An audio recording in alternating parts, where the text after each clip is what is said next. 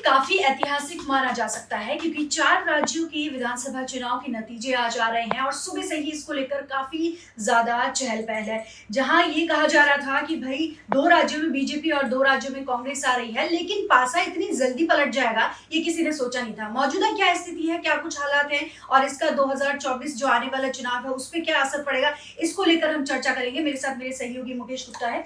जिस तरीके से हम ये सारा सिनेरियो देख रहे हैं, वोटिंग हुई, उसके बाद ये कहा गया कि भाई बीजेपी के बयार है, कांग्रेस इसको एक्सेप्ट करने के लिए तैयार नहीं थी। क्या कुछ कहेंगे कि अभी जो स्थिति है उसको? देखिए, नहीं तो जिस तरह से 2024 के आम चुनाव से पहले इन चुनावों को सेमीफाइनल माना जा रहा था, एक टेस्ट माना जा रहा था, उस नतीजे उस एंगल से देखें तो ये चुनाव वाकई एक ऐतिहासिक चुनाव माना जाएगा बीजेपी कांग्रेस के लिए। 2024 के आम चुनावों से पहले 5 राज्यों में चुनाव हुए, मिजोरम के अंदर, तेलंगाना के अंदर, मध्य प्रदेश के अंदर, छत्तीसगढ़ के अंदर और राजस्थान के अंदर।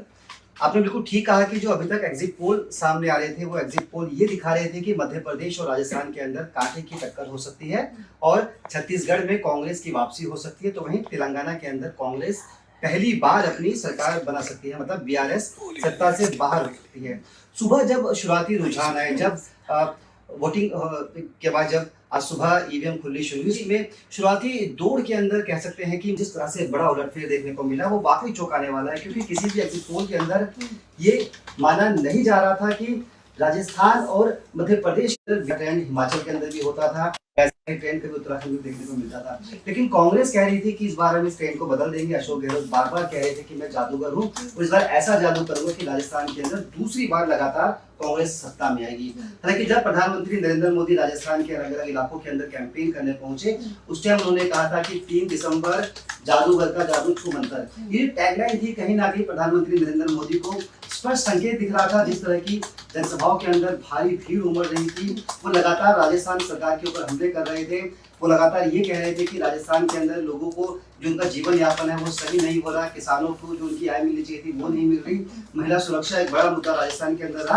हालांकि अशोक गहलोत और सचिन पायलट के बीच जो दरार पिछले 5 सालों के दौरान देखी गई, उस दरार को भी कहीं ना कहीं विपक्षी पार्टियों ने, खासतौर पर बीजेपी ने बनाने की कोशिश की। अगर आंकड़े वाइज हम बात करें तो राजस्थान के अंदर 199 सीटें हैं जिन पर इस बार चुनाव हुआ। बीजेपी यहाँ पर 199 का अगर 200 मान के चले तो यहाँ पे 100 सीटें चाहिए थी बीजेपी को। अभी तक के जो आंकड़े सामने आ रहे हैं, इनको रुझान भी कह सकते हैं, क्योंकि अभी रिजल्ट में कुछ भी परिवर्तित नहीं हुआ है, ये फिगर ऊपर नीचे हो सकती है। यहाँ पर बीजेपी के पास अभी 108 सीटें नजर आ रही है, तो वहीं कांग्रेस 71 सीटों पर है और वहीं अदर्स भी आप मान सकते हैं बड़ी संख्या में, लगभग 20 सीटों पर अदर्स आगे दिख रही है। तो राजस्थान के रण के अंदर इतना बड़ा उलटफेर हो जाएगा, इसकी कल्पना शायद खुद कांग्रेस ने भी नहीं की थी, क्योंकि कांग्रेस लगातार अपनी गारंटियों को लेकर लोगों के बीच थी।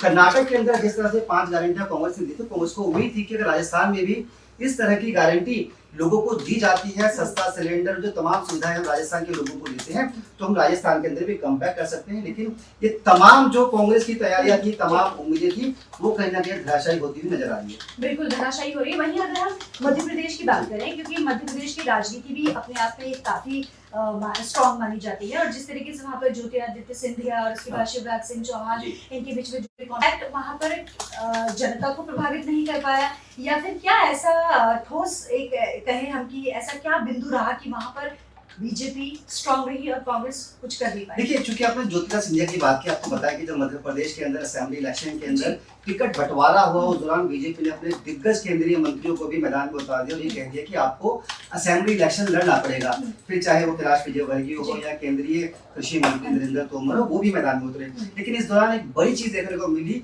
कि ज्योतिरादित्य सिंधिया, उनको मैदान में नहीं उतारा गया और वो जो अपना उनका गढ़ है वहां पर वो पूरी तरह से एक्टिव रहे अपने लोगों को टिकट दिलाने के अंदर।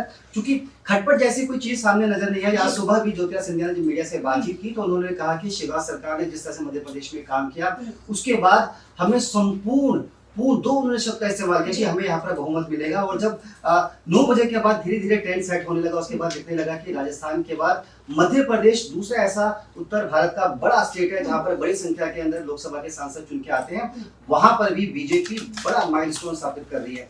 अभी तक जो आंकड़े सामने आ रहे हैं, 230 विधानसभा सीटें हैं मध्य प्रदेश के अंदर, यहाँ पर 150 से ज्यादा सीटों पर बीजेपी लीड कर रही है। वहीं कांग्रेस के लिए सबसे बड़ा झटका है, कांग्रेस यहाँ पर लगातार पिछड़ती हुई अभी तक के आंकड़ों में नजर आ रही है। 88 सीटें या 87 सीटें अभी कांग्रेस की तरफ जाती हुई दिख रही है।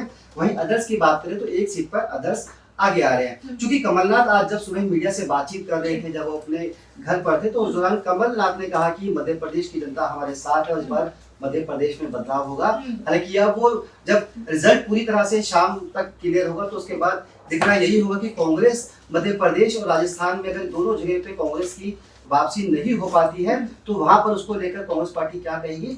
लेकिन सबके बीच अगर तेलंगाना और हम छत्तीसगढ़, जैसे कमलनाथ का आपने जिक्र किया, वो सुबह ये भी कहते हुए नजर आए थे कि मैं रुझानों में विश्वास नहीं करता हूँ, और जब पूरा रिजल्ट आएगा, संपूर्ण जो शाम तक का पूरा सिस्टम जो है वो खुलेगा, उसके बाद ही मैं कहूंगा कि हाँ भाई क्या सही है और क्या गलत है। हालांकि उनके चेहरे से साफ नजर आ रहा था कि वो कहीं ना कहीं शंका में है कि आ रही है कांग्रेस या जा रही है कांग्रेस, लेकिन दिख रहा नहीं तो देखिए, जब मध्य प्रदेश के चुनाव थे और प्रधानमंत्री नरेंद्र मोदी मध्य प्रदेश के अलग अलग इलाकों में कैंपेन कर रहे थे, जनसभाएं कर रहे थे, तो उस दौरान पीएम मोदी ने एक बात बड़ी स्पष्ट कही थी मध्य प्रदेश की जनता से। उन्होंने ये कहा था कि आप कमल को देखिए, कमल ही मेरा कैंडिडेट है। उन्होंने कहीं भी शिवराज सिंह का नाम उतने जोर शोर से नहीं लिया। हालांकि कैंपेन के दौरान खुद मुख्यमंत्री शिवराज सिंह चौहान प्रधानमंत्री नरेंद्र मोदी के साथ नजर आ रहे थे, लेकिन उस दौरान ये माना जा रहा था कि प्रधानमंत्री मोदी ही इस चुनाव को लड़ रहे हैं। और जिस तरह से उनकी जो टैगलाइन थी वो कहीं ना कहीं अपीलिंग रही, लोगों ने इस टैगलाइन को समझा और उसके साथ साथ भारी मात्रा में कमल को वोट भी दिया है। हालांकि दूसरी तरफ अगर हम शिवराज सरकार के कामों को देखें तो लगातार अपने आप को मामा के रूप में वो मध्य प्रदेश में स्थापित करते हैं, और वो आखिरी की कुछ जनसभाओं में इमोशनल भी हो गए थे। उन्होंने ये भी कहा था कि बहन अगर गलती की तो मामा नहीं आएगा, तो ये मैसेज बड़ा साफ गया। इसके साथ साथ एक तीसरा बड़ा फैक्टर ये रहा कि जो लाडली बहना स्कीम थी उसका एक बड़ा फायदा शिवराज सरकार को मिला। जब वोटिंग हुई थी तो उस दौरान सबसे ज्यादा वोट परसेंटेज महिलाओं ने बढ़ चढ़ कर किया। अक्सर देखा जाता है कि महिलाएं वोटिंग के दिन भी थोड़ा कम निकलती है, लेकिन मध्य प्रदेश में सारे समीकरण उल्टे हो गए, महिलाएं बड़ी जोर शोर से बाहर निकली। तब ये माना जा रहा था कि जो महिलाएं बाहर निकली है, ये जो मुख्यमंत्री शिवराज सिंह चौहान की लाडली बहना स्कीम है, उसको देखते हुए कहीं ना कहीं सरकार बनाने में ये एक मददगार स्कीम साबित हो सकती है। जी चलिए, ये तो राजस्थान की बात हो गई, मध्य प्रदेश। अब हम छत्तीसगढ़ की तरफ चलते हैं। छत्तीसगढ़ की जो हिस्ट्री है वो भी कुछ उतार चढ़ाव वाली रही है, और जो ऐप घोटाला, महादेव ऐप घोटाला, जिसके लिए लगातार भूपेश बघेल को टारगेट किया जा रहा था, तमाम मंत्रियों की तरफ से उनको बोला जा रहा था कि भाई सीएम अगर इस घोटाले में लिप्त है तो वहां की जनता का विकास कैसे हो सकता है। तो ये सवाल सीएम पर उठा था। अब सवाल ये है मेरा मुकेश जी, क्या छत्तीसगढ़ में, जैसे कि हम एग्जिट पोल की बात कर रहे थे कि कांग्रेस आ रही है छत्तीसगढ़ में, लेकिन अब पासा पलट गया है, अब यहाँ पर भी कांग्रेस के बीजेपी ही आती हुई नजर आ रही है। क्या ये घोटाला जो था बघेल साहब पर वो भी भारी पड़ गया उनके? देखिए, आपने बिल्कुल ठीक कहा। जो अभी तक के एग्जिट पोल थे, तेलंगाना में जब आखिरी फेज के चुनाव हुए उसके बाद एग्जिट पोल सामने आने शुरू हो गए। उस दौरान ये क्लियर माना जा रहा था कि छत्तीसगढ़ के अंदर भूपेश बघेल सरकार फिर से वापसी करेगी। लेकिन आज जब रिजल्ट आए उसके बाद शुरुआती जब दौर था, उस दौरान कांग्रेस लगातार लीड लेती हुई दिख रही थी, लेकिन अब धीरे धीरे ट्रेंड सेट होने लगा, रुझान ईवीएम खुलनी शुरू हुई, उसके बाद यहाँ पर बीजेपी आगे बढ़ती हुई दिखाई दे रही है। अभी 50 से ज्यादा सीटों पर बीजेपी की लीड है, तो वही कांग्रेस अभी आप कह सकते हैं कि 38 सीटों पर आगे है। 90 विधानसभा सीटें हैं छत्तीसगढ़ के अंदर। और जब एग्जिट पोल आया था कांग्रेस के पक्ष में, उस दौरान भी रमन सिंह पूरी तरह से कॉन्फिडेंट थे। राज्य के पहले मुख्यमंत्री रह चुके हैं, बीजेपी के बड़े चेहरे हैं, वो लगातार कह रहे हैं कि हम एग्जिट पोल पर भरोसा नहीं करते। छत्तीसगढ़ की जनता इस बार मन बुरा चुकी है, बदलाव था इस राज्य के अंदर किसानों के लिए, महिलाओं के लिए, युवाओं के लिए, ये राज्य की प्रगति के लिए काम नहीं हुआ है। जो भी नजर आ रहा है, जो दिख रहा है आपको, सिर्फ बुलबुला है। ये सरकार लोगों की भलाई के लिए काम नहीं कर रही। आपने जिस महादेव ऐप घोटाले की बात की, उसको भी उन्होंने लगातार इस पूरे चुनावी कैंपेन में एक बड़ा मुद्दा बना के रखा और ये कहा कि राज्य के लोग भटकाव के पथ पर है। आपको बता दें, बड़ी मजेदार बात क्या है कि आज चूंकि रिजल्ट आने थे, इससे पहले कल छत्तीसगढ़ के मुख्यमंत्री भूपेश बघेल ने चिट्ठी लिखी है केंद्र सरकार को। ये कहा है कि जो ऑनलाइन गेमिंग सट्टे वाले जो ऐप है उन पे पूरी तरह से प्रतिबंध लगा देना चाहिए। मतलब भूपेश बघेल कल तक भी पूरी तरह से कॉन्फिडेंट थे, वो लगातार अपने जो कोर टीम के लोग हैं उनके संपर्क में थे, उनको पूरी उम्मीद थी कि वो छत्तीसगढ़ के अंदर फिर से सरकार बनाएंगे। ये तो चूंकि शुरुआती अभी आंकड़े आ रहे हैं, ट्रेंड है, रुझान अब ट्रेंड में बदल रहा है और जो आंकड़े हैं वो ऊपर आगे पीछे भी हो सकते हैं, क्योंकि ये माना जा रहा है कि 20 से 22 राउंड की गिनती होगी और उसके बाद धीरे धीरे तस्वीर साफ होने लगेगी। चलिए, राजस्थान, मध्य प्रदेश, छत्तीसगढ़ की तो बात हो गई। यहाँ पर जैसे आप कह रहे हैं कि धीरे धीरे स्थिति साफ होगी और पता लगेगा कि शाम होते होते किसका सूरज उगता है, क्योंकि आज तो उगने वाली बात है, और किसका सितारा चमकता है ये कह सकते हैं। अब तेलंगाना की तरफ बढ़ते हैं। तेलंगाना की स्थिति भी बिल्कुल वैसी है जैसे हम राजस्थान की बात करते हैं कि भाई कांग्रेस वहां पर वर्चस्व में रही है, आती रहती है, जाती रहती है। आपको क्या लगता है मुकेश जी कि जिस तरीके से हमने पूरी कैंपेनिंग देखी और ये चुनाव प्रचार देखा, ऐसा लग रहा था कि बीजेपी कहीं ना कहीं तेलंगाना में ढीली पड़ रही है, जितने एफर्ट्स उसने इन 3 स्टेट्स में लगाए उतना वहां पर दिखा नहीं, या फिर ये कहें कि तेलंगाना में ये जो साउथ का जो बेल्ट है यहाँ पर कांग्रेस अपने आप को पूरा मजबूत बना रही है कंपैरिजन टू बीजेपी। जी देखिए, बिल्कुल कर्नाटक में जब कांग्रेस को जीत मिली उस दौरान इतनी बड़ी जीत कर्नाटक में कांग्रेस की होगी ये शायद खुद कांग्रेस को भी उम्मीद नहीं थी। जिस तरह से बजरंग बली का एक पूरा मुद्दा चला और ये कहा कि बजरंग बली इस बार कांग्रेस को चुनाव मैदान में बाहर कर देंगे, हालांकि रिजल्ट जब आए तो इसके उलट रहा, कांग्रेस को यहाँ बम्पर जीत हासिल हुई। कर्नाटक एक बड़ा राज्य है, लोकसभा सीटों की दृष्टि से अगर हम देखें दक्षिण भारत के एक बड़े राज्य में आता है। उसके बाद कहीं ना कहीं कांग्रेस कॉन्फिडेंट थी पूरी तरह से, और वो ये मान रही थी कि अगर हमने तेलंगाना भी जीत लिया तो दक्षिण भारत के अंदर हमारी पकड़ मजबूत हो जाएगी। और राहुल गांधी लगातार तेलंगाना के अंदर कैंपेन कर रहे थे, उनकी रैलियों के अंदर बड़ी संख्या के अंदर वोटर्स नजर आ रहे थे। अभी तक जो 5 राज्यों के चुनाव हुए उनमें से मिजोरम का रिजल्ट तो चूंकि कल आना है, आज जो 4 राज्यों के रिजल्ट आ रहे हैं 3 राज्यों के अंदर भी कांग्रेस पिछड़ती हुई नजर आ रही है। सिर्फ एक तेलंगाना ऐसा स्टेट है जहां पर कांग्रेस के लिए एक अच्छी खबर है। आपने चूंकि ये कहा कि तेलंगाना के अंदर कांग्रेस मजबूत थी, आपको बता दें कि तेलंगाना अभी एक नवनिर्मित राज्य है और यहाँ पर जो बीआरएस है, केसीआर साहब की पार्टी, वो लगातार सत्ता के अंदर रही है। और केसीआर साहब और उनकी बेटी लगातार कह रही थी कि जो एग्जिट पोल तेलंगाना को लेकर दिखाए जा रहे हैं, एग्जिट पोल को हम नहीं मानते हैं। राज्य के लोग केसीआर साहब से बहुत प्यार करते हैं। केसीआर साहब ने इस राज्य के निर्माण के लिए, इस राज्य की जनता के लिए बहुत काम किए हैं। ऐसे में कांग्रेस कतई सत्ता में नहीं आ सकती। लेकिन आज जब सुबह रिजल्ट आने शुरू हुए और धीरे धीरे जो रुझान थे वो रिजल्ट की तरफ बढ़ने शुरू हुए, तो दिखने लगा कि कांग्रेस लगातार लीड ले रही है। यहाँ पर आपको बता दें कि कांग्रेस 65 से ज्यादा सीटों पर अभी आगे चल रही है। 119 विधानसभा सीटों वाला ये राज्य है और यहाँ पर बीआरएस के पास लगभग 40 सीटें ऐसी है जहां पर बीआरएस आगे नजर आ रही है। तो अभी बीजेपी की आपने बात की, चूंकि बीजेपी दक्षिण भारत के इस राज्य के अंदर भी बीजेपी का बहुत बड़ा कैडर वोट बैंक नहीं है। ये वो राज्य है जहां पर ओवैसी भी मुसलमानों के खुद को सबसे बड़े नेता होने का दावा करते हैं। यहाँ पर बीजेपी 10 सीटों पर आगे चल रही है। बीजेपी के लिए एक बहुत बड़ी जीत है अगर वो 10 सीटें भी जीत जाती है, क्योंकि बीजेपी वहां पर थी नहीं थे राज्य के अंदर, उसके पास कोर वोटर नहीं थे, उसके पास टीम नहीं थी।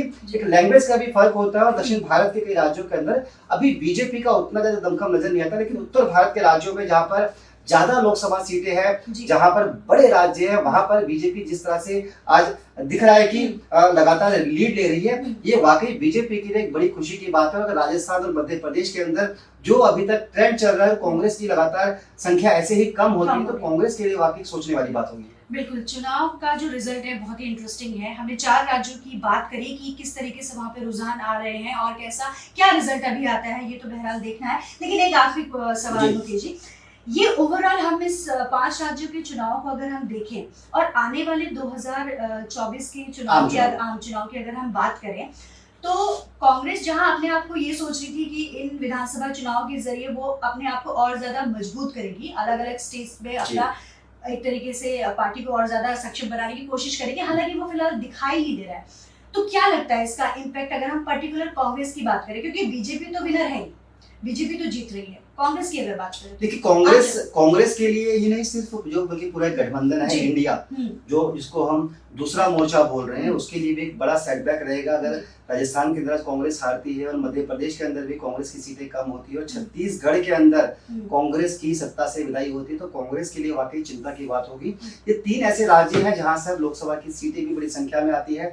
उत्तर भारत के राज्य हैं, हिंदी बेल्ट वाले राज्य हैं, और यहाँ पर कांग्रेस अभी तक कॉन्फिडेंट थी पूरी तरह से कि वो यहाँ तीनों ही राज्यों के अंदर इस बार जीत जाएगी। अगर कांग्रेस यहाँ पर जीती तो 24 के आम चुनावों में कहीं ना कहीं कांग्रेस पूरी तरह से उनका मनोबल बड़ा होता, कार्यकर्ताओं का मनोबल बड़ा होता, और जो इंडिया गठबंधन है वहां पर भी कांग्रेस एक बड़े भाई की भूमिका में होती, उसकी बात मानी जाती। अगर ये 3 राज्य दी जाती तो देश के 5 से 7 राज्यों के अंदर कांग्रेस की सरकार होती।